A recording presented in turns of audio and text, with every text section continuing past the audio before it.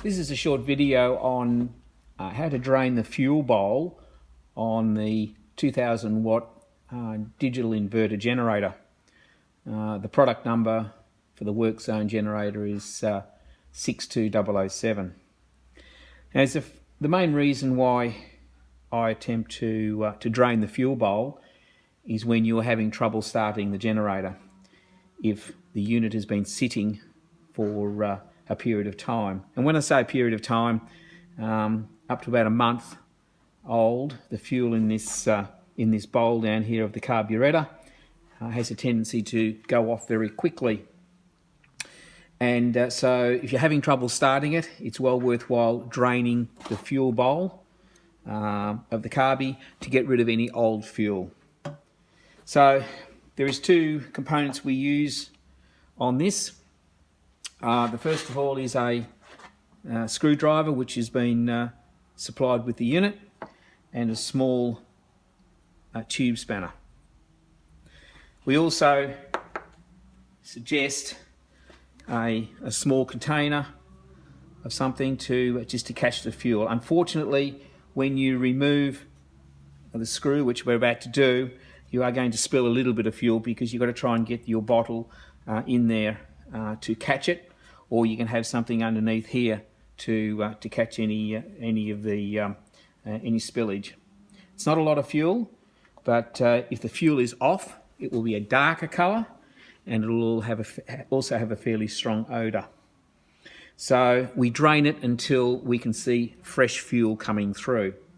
So the first thing I do is I turn the switch or the fuel tap to the off position. Here, I turn this to off, which is horizontal.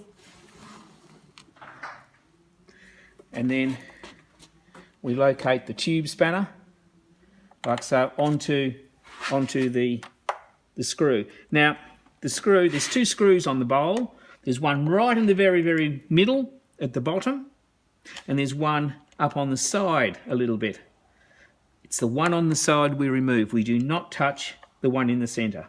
So it's this one here, like so. And it's only a matter of sliding that on like so, popping the screwdriver through, and all we want to do to start with is just to crack that, there it goes, that screw. We turn it in an anti-clockwise direction, like so. Now we can unscrew it a little bit, and I then remove we're starting to drip a little bit of fuel there now. So it's only a matter of placing our bottle underneath and then removing the screw completely, like so. And you can see the fuel coming out.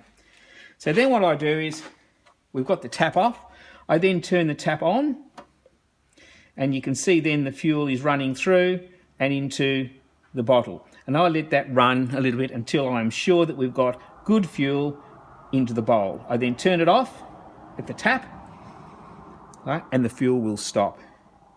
We can then remove our little bottle, and then we pop our screw. Just check that it has got the black O-ring fitted under the screw, and then that just goes back straight into the hole, and we then rotate that in a clockwise direction. Just do it up by hand firmly, like so, and then pop the tube spanner back on, and we just tighten that firmly in a clockwise direction. Fuel can be quite sensitive to people's skin, etc. So if you're going to do this operation, it is suggested that you wear a pair of gloves to prevent the petrol or the fuel directly going onto one's hands. So this is now ready to retry. We just turn the tap back on, and that fuel now is running from the fuel tank all the way down and into the bowl, and it's filling up, ready to go straight into the engine.